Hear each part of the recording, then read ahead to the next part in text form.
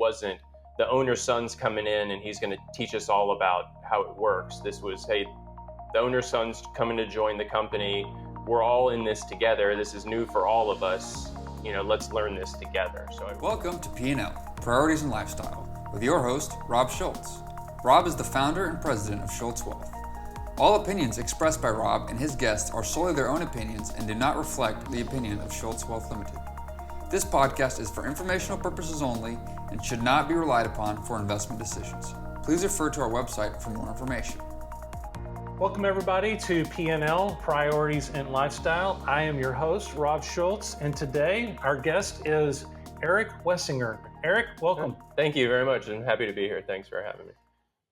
I'm so excited about this podcast because we are going to talk about one of the transitions that I think are most challenging, but at the same time, for a lot of business owners, the one that they want to do the most, and that is a family transition, like from a father-son, father-daughter, daughter, that kind of thing. Sure. And y'all were able to do that with Richard's Supply successfully over the last, 10 years, more than that, 15 years or so? Yeah, I mean, the conversation started probably 7 or 8 years ago, maybe. Yeah. And then just since that time, it's been a very easy transition. Yeah. Smooth transaction. I don't always hear that about I'm sure. Family transitions. Yeah. And so that's why I work so hard to get you on, is because I think that talking about this family transition thing is something that's really important for our folks to think of. Because, a family business or the opportunity to own a business is such a gift. Right. And, we love our families. And one of the things that we want for our kids is for them to be successful. And one way to do that is to help them grow into the business. And y'all were able to do that successfully. Yeah, it worked. It took time. I know I've just through some relationships and networking people I know, it's a lot of times it's the second generation or the third generation will work within the business from childhood, really, or that's kind of that's right. Yeah. Was always the plan. Right. So my journey was a little different in that I grew up within, kind of Richards was my summer job, and my punishments, I'd have to work in the warehouse or go clean the bathrooms and that kind of stuff. Yeah. But I never really I never really was sure if that was where I was going to end up, in the long run. And when I went away to college, and I think there was, I took a 10-year journey down a different career path and really went and did my own thing for a long time. And then when the timing was right, came back to Richards. And I think that was a big part of my success, was to get exposure to the other world, how things work outside of the business, and then be able to come back into the business with my own perspective was very helpful, at least for me, for sure. I think that's interesting. You said that, because we do know some generational families that absolutely, bring their kids up basically within, Hunt Oil here in Dallas is a great example. They will bring, when you are born into that family, you will go into business with the family. We don't see that as much in the United States. I did a speaking tour actually for EO down in Latin America earlier this year. And all of those are multi-generational businesses. Okay. And it was funny, you would talk to somebody and, one of the things I always ask is oh, so are you originally from Monterrey? Or, and the answer would always be yes. Yeah. They're born into a town, into a family that owns a business, and it's just expected, and that's what they do. That's the way it goes. And they don't move away to Arizona. They don't do all those kind of things. But however, you grew up in Waco, Texas. Yeah. And I can joke about Waco because I'm from the same area of Texas. Sure. Let's talk about Central Texas, like Waco, Temple, Taylor, where I grew up. Not the most exciting place to be as a young person. Maybe sometimes. No, and especially not in the in the early 90s. I do agree. When I was growing up, I think today it's a very different area. It is. And I'm just constantly amazed at the way Waco and Central Texas has transitioned. Yeah, Waco's really come up. Taylor, where I grew up, is being swallowed by Austin. Right. And most of the people there don't really like what's going on, I think, but Yeah. that's Yeah, progress. and I think it's the Yeah. same in Yeah. Waco, but Yeah. I think I was laughing with some friends of mine from high school because Waco was the #1 tourist destination in Texas for like 5 years in a row, and It's like, the what? funniest thing in the world. Yeah. After growing up there, so Yeah. I was leaving was a big thing for me, Yeah. and being able to do that, and so um, yeah, I think my dad probably, I know for a fact he wanted me to come home sooner than I did. Yeah. And join the business sooner than I did. But at the time I was living in Phoenix, and it was just kind of, a big bustling big city. And Waco still back then was, everybody got real excited when the Chili's opened. Right. Right. So it was Yeah. it wasn't the right transition. It wasn't the right time for me. So, and then coming back and then being able to move and live in Fort Worth, kind of helped our decision. Okay. Too, Yeah. time. So that's what actually helped you make the move was, well, tell us about that. So Sure. there was a transaction that occurred, and then you came in during that transaction. Is that right? Correct. Okay. So my dad was expanding our business into North Texas. He was going to make an acquisition of another industrial distribution company. That was just had some really good synergies with Richards, and so he was kind of reached out and said, hey, I'm doing this. It's what's really best for the company, and in the long run, best for the family. And I'm going to do it whether you decide to come join the company or not. But I think this is a really good opportunity for you to come and learn the business and get involved in the business. And so I spoke with my wife. She had a really great job in Phoenix, but we just kind of had that conversation. You said it's not every day that you get to own a business, and it's not every day that you have those types of opportunities that can be a long-term, just a great fit and really be able to present you with a way of life that you may not always get the opportunity to do on your own. And so, so we talked about it. We had a son. My son was 3 years old by then. Okay. So we were kind of looking to find a place to raise him and kind of nest a little bit. For sure. Yeah. Yeah. And so, so we decided to move to Fort Worth, and then we completed that acquisition. Day one was August 1st of 2019. Okay. We moved back to Fort Worth right then, and so I took about a month to settle in. So then my first day with Richards was a month after we made that acquisition. Okay. Or closed Just that moved acquisition. in, started. Here we go. Okay. Yeah, right. And it sounds like your dad's operating out of Waco and then he had a Temple one as well. Yeah, we've had that store down in Temple for 35 years. It's been a long time. Yeah. And that's where a lot of my family's from, Temple too. Okay. It's interesting. So, and a lot of people listening don't, well, they know where Temple is because it's on 35. That's right. Yeah, it's right on the way to Austin. I joke that Taylor's like really the largest town in Texas that nobody's ever heard of sometimes. Yeah. But yeah, they've heard of Temple probably. So Temple, he's doing his thing down there. And it sounds like to me, this is your opportunity to kind of do your thing up here, so to speak. Right? It was, yeah, okay. It was definitely, he was very involved, obviously, with that transition. We had some other executive leadership, so someone in the president role that was really helping me through a lot of the operational transition of the acquisition. But no, it was a really great thing for me because then everyone that was working at the previous company was new to Richards also. Okay. So it really kind of came in and allowed me to bond with them pretty quickly. It wasn't the owner's son's coming in and he's going to teach us all about how it works. This was, hey, the owner's son's coming to join the company.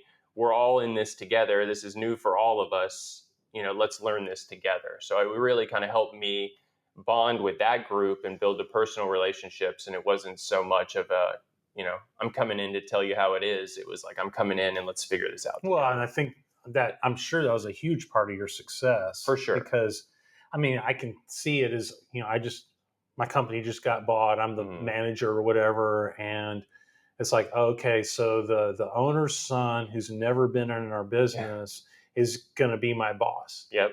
Great. Right. Right? For sure. Yeah. We'll see how this goes. Yeah, exactly. Yeah. So yeah, I'm sure there was a lot of trepidation in that group. But I knew that coming in. Yeah.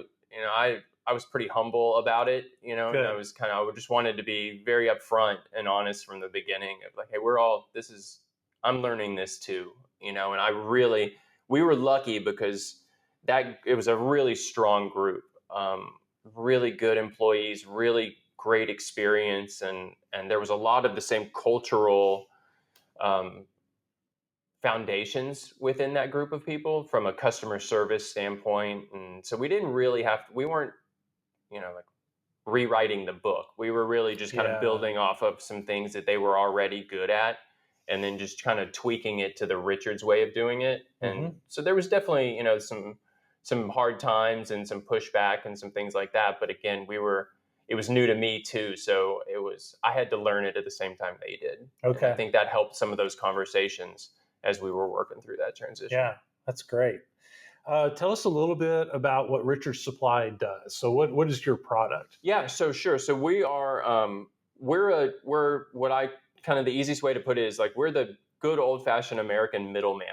So we partner with manufacturers from the US and international, and then we represent their products and sell their products to end users in a given market, right? Okay. So we inventory and stock different product, and then we sell that we transition that and sell it to end users. So our core customer, we're in an industrial and commercial construction distribution company. Okay. So we sell consumable product that our customers use in their day-to-day operations to make whatever they make and do whatever they do.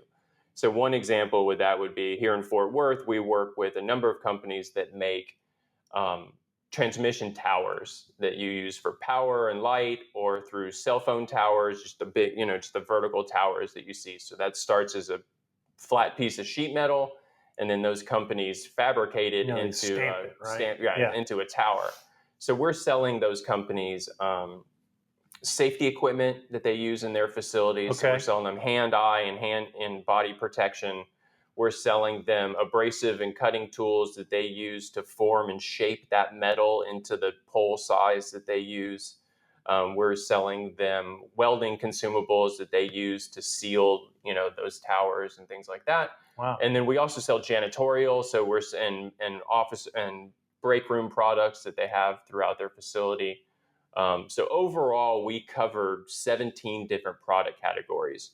And it's a big mix of different kind of stuff. Yeah, I can imagine. Yeah, it's a lot. Yeah. So I think, like, for those of us who aren't in that industry, right. I mean, we forget like how many consumables there are that are required for these industrial and construction type. Yeah. So folks. Just an example would be if you're working with a facility, a metal fabrication facility that has 300 employees, they're going through 12 dozen pair of gloves a week. They're going, to fabricate one of those towers. They may use 250 abrasive discs and, different saw blades and things like that. Yeah. So we're lucky because our industry and what we sell is consumable products. So the busier our customers are, the more they're buying from us. Yeah. It's not a lot. It's not like a software company or some of these other like machinery companies where it's a one-time sell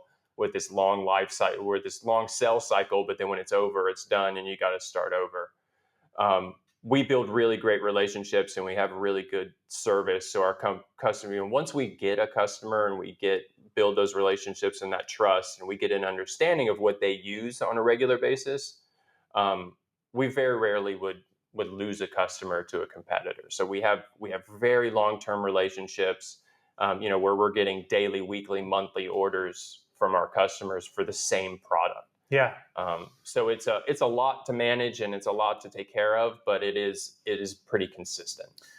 Yeah, I remember. So years ago, the first time I realized these consumables and what an incredible opportunity. Mm-hmm. I had a client that I think they made most of their money off of, I don't know what they're called, these little tines that go on to bulldozers. Okay. Yeah. Like if you look at a front end loader, mm-hmm. it has these little teeth. Yeah, and they break all the time. Right. you can make a living like Yep. just selling those things. Yeah, it's pretty amazing. And it's we're general line, so we work with Yeah. mom and pop Sure. shops all the way up to big international manufacturing companies. Yeah. And so every one of our customers does it differently.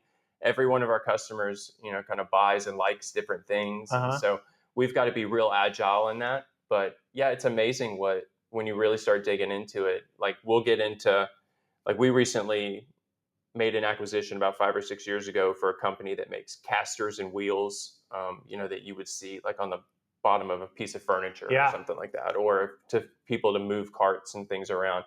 And when you were like, all right, that's an interesting market. And then you really start looking and you start walking around a facility and looking at that, and they're everywhere.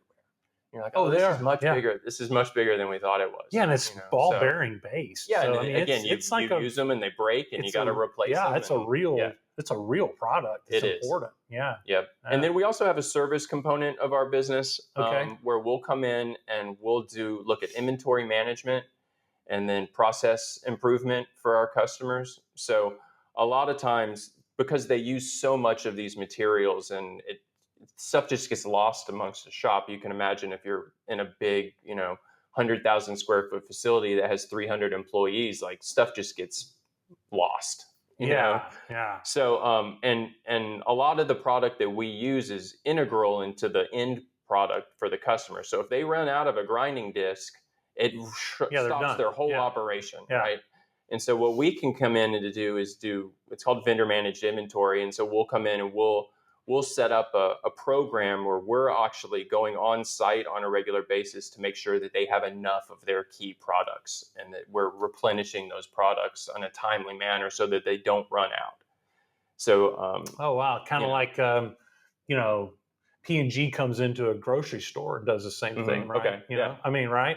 You're just kind of, so it's vendor managed, meaning that you take on the responsibility to make sure that there's inventory on the shelf. Absolutely. And so the goal of that is to eliminate downtime, to increase throughput, increase efficiencies, and then increase throughput. So if we can go into one of those tower manufacturers and we can look at their operation and say, where do you have these pockets of downtime? How do we eliminate those? Are you using the right material? Like if today you're using a grinding disc that lasts you an hour, if we could find you one that lasts you 3 hours, how does that improve your throughput and your production time? And at the end of the month, if we could, instead of producing 3 towers, if we could help you produce 4 towers, like what does that mean to your bottom line? And, reduce your costs. For sure. Oh, that's cool. So we can come in and it's not, we've really tried to transition from a product-based presentation to more of a solutions and a consulting-based presentation where we can come in and really help these customers improve what they do and then be more profitable at the end of the day. Man, I would guess y'all have had a lot of success over the last few years with that kind of emphasis. It's helped us for sure. Yeah. And we've had to do it.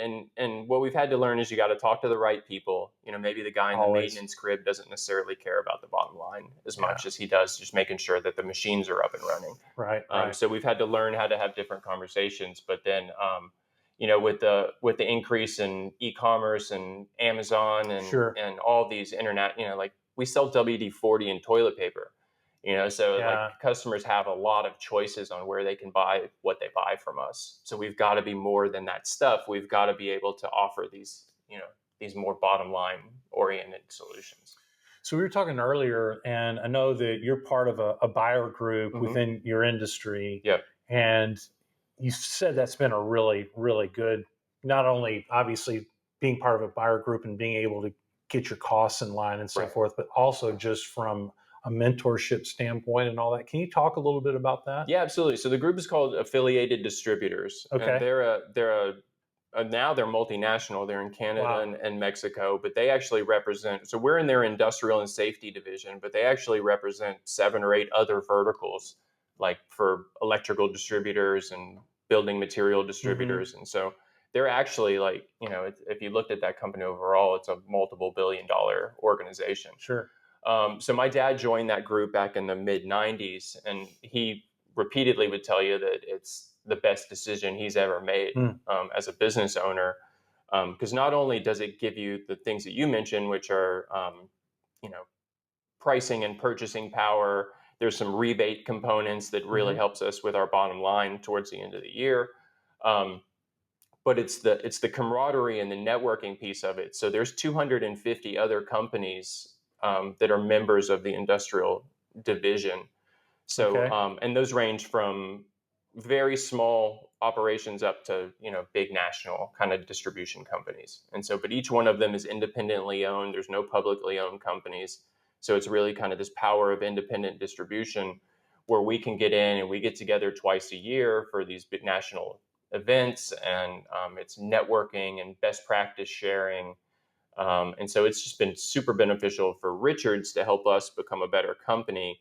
And then as I've gotten more involved in that organization, it's really been beneficial for me as a leader to learn from other leaders who have built their businesses and run different businesses in different ways. Yeah, so important to have that. And yeah, that's really cool. I keep hearing that over and over, that these buyer groups are doing this kind of the same thing that you're doing. They're providing additional level of service, that enhances and helps the bottom line. Yeah, for and sure. You can do that for your customer, whether your customer is your company or whether it's your client. Right. It just always seems to work out really well for everybody. It's good. It's good. The other thing that AD does really well is they're also look at different areas within the industry and how they can help their members succeed. So one example with that would be through e-commerce.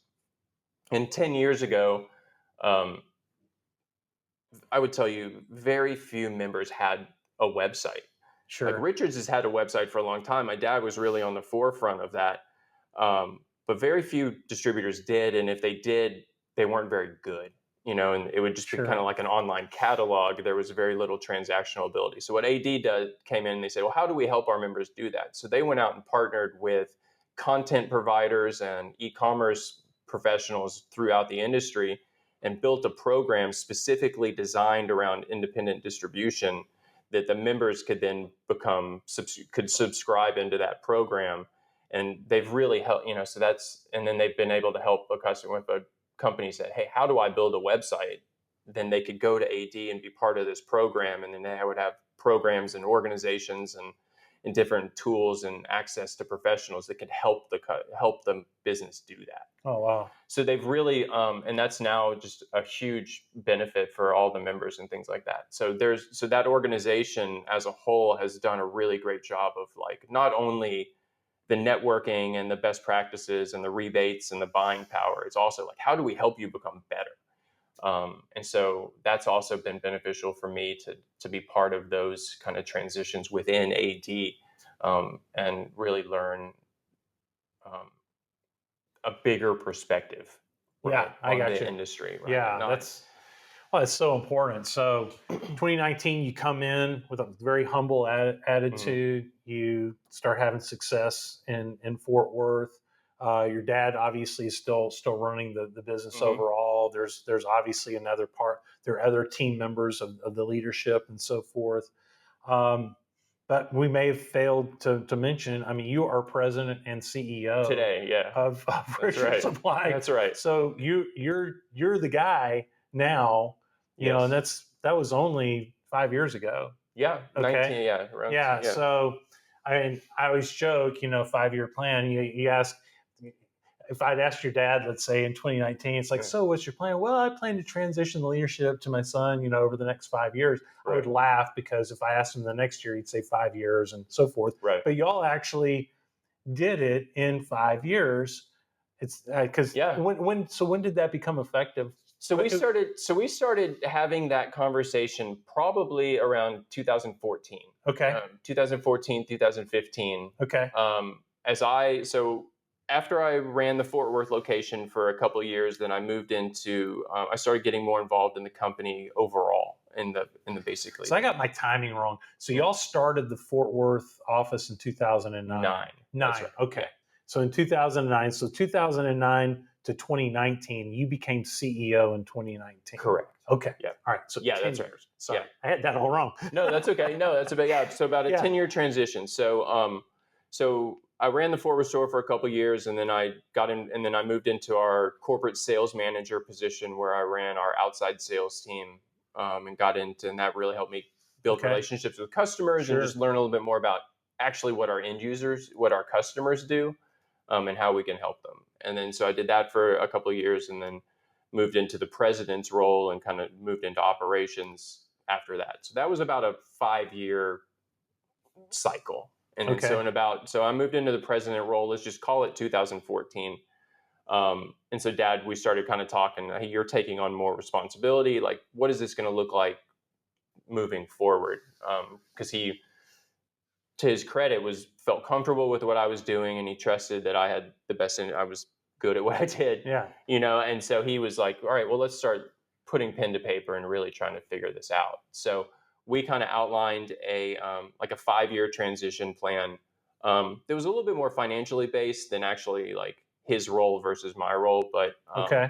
it correlated at the same time of just me taking on more and more responsibility, and him, loosening the reins a little bit, and feeling comfortable enough to step away. So we worked out, and then so we had kind of gotten through that process by 2019. And then with the pandemic coming Sure. along, and as I mentioned earlier, like Amazon was getting involved in our business, and there's been like any other industry, there's been a lot of M&A activity in our industry, and that happens within our customer base, but then also in distributors. And so our world has changed quite a bit from when I started in 2009 to when we started really looking at things in 2019. And I think Dad was kind of like, hey, you got it. You're doing Yeah. great. This is, I'm not in for this fight, but I'm always going to be here to help you. I'm always going to be involved in the business, but like, you got it. That's fantastic. It was great. It Yeah. was a little, it was kind of like, and then the pandemic really took hold, and, we were lucky to be considered an essential business. So I never missed one day of work during the pandemic and the shutdowns and the lockdowns and all those kind of things. We were completely operational through that whole process. I'm sure you had, like everybody else, some trouble finding product and some things. No like doubt. that. Oh yeah, it was. The supply chain was a nightmare, and and then just between people getting sick and having to miss work, and obviously our business slowed down quite a bit, so we had to reduce hours, and we had to really work through that transition. But we were able to do that without doing any layoffs, and without really implicating any of our business from a financial standpoint. So that was my introduction into being a CEO and running, fully running a business, was, hey, how do we get through this, just worldwide situation? It's insane. Wow. But at the end of the day, we came through a much better company. We really identified some ways to be lean, like everybody else. We were leaner and smarter and quicker, and we were really honest and upfront with our customers, and I think that earned us a lot of street cred. So we were able to build really strong relationships, but then also build some new relationships where some of our competitors weren't as honest and open and fluid as we were, and so our customers were looking for new partners. So we were able to kind of come in and build new relationships, and through that as well. And then just since the pandemic, then just trying to continue to evolve the business around the market conditions, but then also how do we get better at what we do? Yeah. Yeah. Wow, that's great.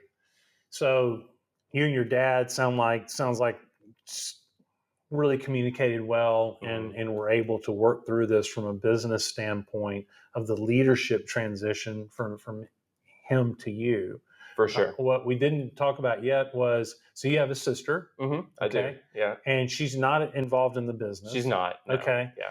But this always comes up. So I have one kid who's going to take the business, but then maybe I have 4 kids. Okay. So you're sitting there going, all right, well, how do I keep all this even? What are we doing here? Right. So we haven't really talked much about that. So the ownership structure hasn't really changed that much, probably, or how? No. I don't know. What'd y'all do from that standpoint? No, we've really the ownership structure has remained consistent All the way over the through. years. Yeah. Okay. So we've basically have a trust, a family Mhm. trust, and then there's certain allocations of ownership between my parents and my sister and I. Yeah. So that's remained Strictly consistent. from just an estate planning standpoint. Correct. Yeah. Yep. Okay. And then we own the properties for each of the Hmm. 3 stores too. So at one point that was all under one bundle. A couple of years ago we did separate kind of the properties off from the business itself. Hmm. Okay. But then the properties have the same kind of structure that is owned by a trust. Each property is owned by a trust, and then there's trust different like allocations within the trust Yeah, for I that. think that's cool because so the ownership can just do what the ownership needs to do. Hmm. The leadership of the business can do what it needs to do. Right. I mean, Chris McKee was on he did an ESOP. He was on the show. I don't know, about a month ago, Okay. and he said something that was just amazing to me as a founder owner, or anybody as Hmm. a founder owner. It's two different things. You have ownership that's one thing, and you have leadership that's another. Yeah. And I swear, I think we forget that a Hmm. lot of the time, especially when we're doing transitions within generations. Right. That you can move those around and pull the levers differently. I think so for sure. Like it doesn't have to correlate, right? It doesn't Yeah, yeah, one. It doesn't you pull. Yeah, I think the lever piece of it is a really great way of looking at it because it doesn't have to be. Well, I'm making this change. That means I have to make this change over here. right. If this leadership piece changes, then we have to do something different on the ownership Yeah. side. That's not always the case. Well, especially if you've gone through and done like the estate planning Right. and all that kind of stuff Yeah, ahead of and time, which as you know, a lot of times doesn't happen. that's very true. Right. In your case, it Yep. did, which is great. Yeah. Mom and Dad have always been on top of that, and Yeah. we're real lucky that have taken such an active role in that. Hmm. And so it's been a good inspiration for my sister and I that we need to be doing that in our personal lives as well. Yeah. But yeah, so I think just because you increase or decrease leadership doesn't mean that has to be the exact same change within ownership. And we had kind of looked at it when we were looking at the businesses versus the properties. We also kind of looked at, do we need to tweak the ownership piece of it, right? Does this, Right. and we So it was a discussion that it was came up. part of the Yeah. it was part of the conversation for Mhm. sure. And then we kind of got muddy, and we're like, but it works the way it is today, right? Like everybody's happy with the way it is today. Why, let's just leave it how it is. Uh-huh. Like let's not muddy it. Let's not make it complicated. Let's, simple is good. And so, Yeah, just as long as we have a plan for that, correct. which Yep. you do. We do. So it can just do what it does. We Yeah. do. And, Yeah. and then as I kind of moved into the more and more of the leadership piece of it, it's a credit to both my parents and my sister that my sister's never given me any like grief over the business. Yeah. She completely trusts, like she has that capacity within Yeah. our ownership agreement, where she could say, well, I want to see the numbers and why did you make this decision and why did you make that decision? But she's never once done that. She's fully trusted me to steward the business the way I see best. And so to her credit, it's been amazing because through AD and through my relationships, I know that there are a lot of family owned Yeah. businesses that aren't like that. And either there's a lot of family members involved in the business, Mhm. so there's lots of different, there's that comes with pluses and minuses, obviously. But then I know of family members that aren't involved in the business that still want to know what's up, right? And still want to kind of have their say, even though they have nothing to do with the business. And so I've been really blessed and lucky that I don't have that situation. I'm fully autonomous to run Richards the way I want, and my family lets me do it. Well, and part of that is to your credit too, because you've done a good job and you've demonstrated that you're effective at it. Yeah, it's a lot. I mean, it's cool, but it's also burdensome. Sure. That I have this family legacy. It's It's all on all you. responsible It's for me, all and on you. Yeah. I don't get the luxury of pointing fingers at anyone else. Like it's on me. Yeah. And so I embrace that. I enjoy that. I like it, but it's Yeah. a lot sometimes. Yeah. I would for guess sure. so. Yeah. I would guess so. Yeah. Um, So you have 2 kids now, right? I do. Yeah. Yeah. So they'll both be in high school next year. My son, they'll both be at Pascal High School in Fort Worth. Uh-huh. My son will be a senior, and my daughter will be a freshman. Okay. Yeah. So they're coming up. I mean, what are your thoughts on generation 3? Yeah, I would love it. It's rich. So Richards has always been a family business. So we're the third family to own it, Okay. actually. So you had asked me earlier, like, why Richards? Why is it called Richards? So Yeah. there was a gentleman named Dick Richards back in the 30s who started the business. He was related somehow to Ann Richards. Okay. Who's kind of Texas legend. Yeah, okay. From politics. So there's a connection there. And Mr. Richards actually hired my dad. My dad worked for Mr. Richards back in the day. And so when Mr. Richards passed away, the family sold the business to a family from New Mexico, the Shane family, who had some connections to Central Texas, and they made that transition. When that transition happened, my dad had been working at a different company, but Mr. Shane hired my dad to kind of come be his right-hand guy. Okay. And so my dad came back to Richards and was help running the business, and then in '86 bought the business from the Shane family. Oh, so then it became a Richards. So it was a management buyout in essence. Yeah, and then now it's become y'all's family business. Correct. Yeah, and Mr. Shane's son actually works for me. He's like our customer satisfaction manager. So there's a lot of tie-ins. Up here in Fort Worth or down in Waco? He's in Waco. He's in Waco? Yeah. Okay. Yeah, so there's a lot of family tie-ins. So Richards has always been a family business. So obviously, if my kids wanted to get involved in the business, it would be awesome. Yeah. I would love that. But they would both have to go do their own thing for a little bit. I mean, it would be good for them to come home, but I want them to go kind of do it their way for a little bit and look at because it was so good for you, right? Yeah, it was a really good thing for me. Yeah. And then just through my relationships in the industry, I just think that's the best way to do it for our family. And I want them to be able to go and kind of work on their own and make their own money and figure out different relationships and how different businesses and stuff work. So we'll see how that goes, but it would be great to have them both. And they're both really smart kids. They're both really great kids. And, my son has a really good business kind of acumen, and then my daughter is interested in it. Well, we'd watch like Shark Tank as a family, and then I'd be working later that night on something, and she'd come over and be like, "Well, so where's your profit margin, and what is all these buzzwords and stuff?" She would hear like Mark Cuban asking people on the show and stuff. So I would teach her like where all that is and stuff. So I think they're both great. That's awesome. That's really cool. Well, so first of all, like the 10 years that you spent away, I would want to ask, like, what are some of the skills that you did develop during that period? Because you were doing recruiting, correct? I was like the headhunting and executive recruiting and on the sales side a little bit as well. A little bit. So recruiting is sales. So I was always a talent finder. And searching for talent. So you know how to hire people. You would think so.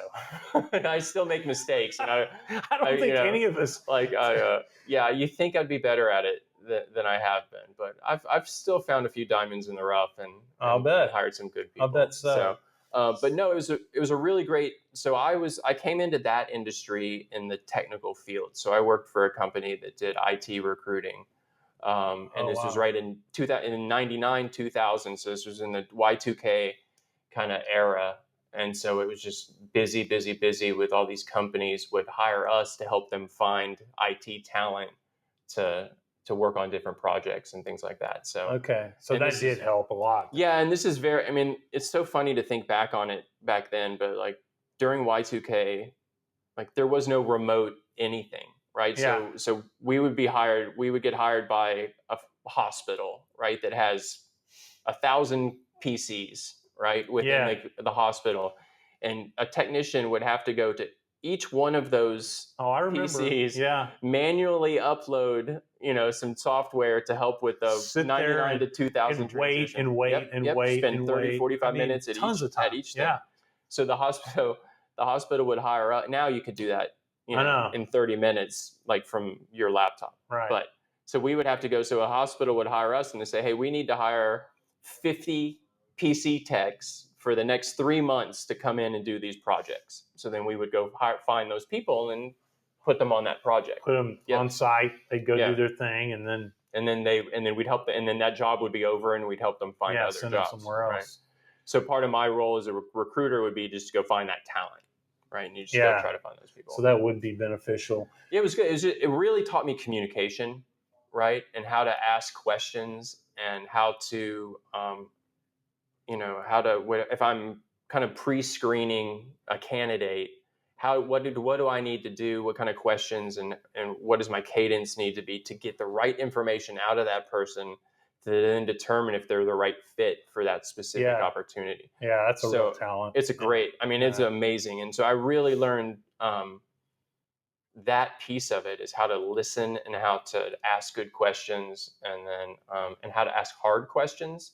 Yeah. That was always because that scenario I laid out at the hospital is a very simple job to fill, but some of them got very technical and very, very intricate, and so those people were harder to find. And so you had to ask really good questions. And sometimes there'd be a question, like an easy example is drug testing, which isn't technical, but a lot, you had to pass a drug test. Right. And so sometimes you'd be like, you're so afraid to ask. You're like, hey man, I finally found this person who has all the technical skills.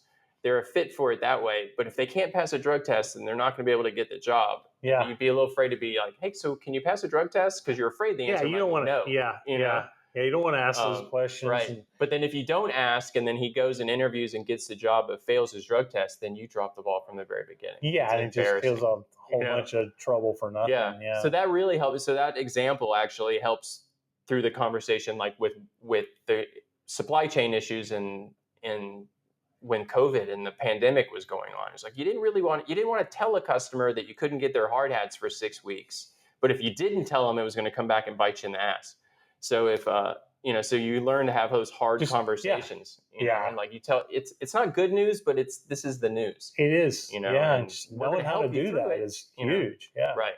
So that was a big skill for me. And then as I progressed through my career, I started taking on leadership and management responsibilities. And so I would be leading teams of recruiters. Mm-hmm. And that was a huge just skills development, again, based around communication of how do I help these people be the best that they can be, but at the same time still get the job done within the deadlines that we would have built around the responsibilities of the job. So learning, and you're typically dealing with younger people or people from different backgrounds and stuff. So that really taught me that it's not black and white. Leadership is not yes and no. It's not on and off. It's every person needs different things from you as a leader. No doubt. So that I learned a ton through that experience. So you're running as president and CEO up here, live in Fort Worth. Yep. And we were talking a while ago about how things used to not be remote at all. Right. But, is most of your leadership team still down in Waco? So we're split. So I have, so in our leadership, so we have a store manager for each location. And then I have three of my leadership team work in Central Texas. So my Temple store manager, my Waco store manager, who's also our customer solutions manager. Okay. And then my controller,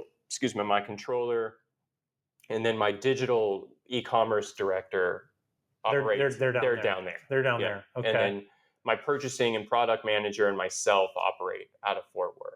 Okay. So do you find yourself traveling a lot between all the different locations? I do weekly. I'm in Waco at least once a week. Okay. So I go down there. It's not that far though. It's not. It's really easy, and I actually enjoy the windshield time because it lets me catch up on stuff. It's the only time I ever want to talk on the phone. Yeah, on the phone, it's a really good way for me to catch up on phone, make phone calls and check in with other people that work at Richards, or if other vendors or relationships I have. I also listen to just like a ton of podcasts and books on tape, and it's a really educational time for me. And then I'm down in Temple probably twice a month. Okay. So I'll kind of extend 2 weeks a month. I'll try to extend that Waco trip down to Temple. Okay. So and we've gotten good at virtual meetings. We've gotten good at conference calls. It's all right. Yeah. Okay. Yeah.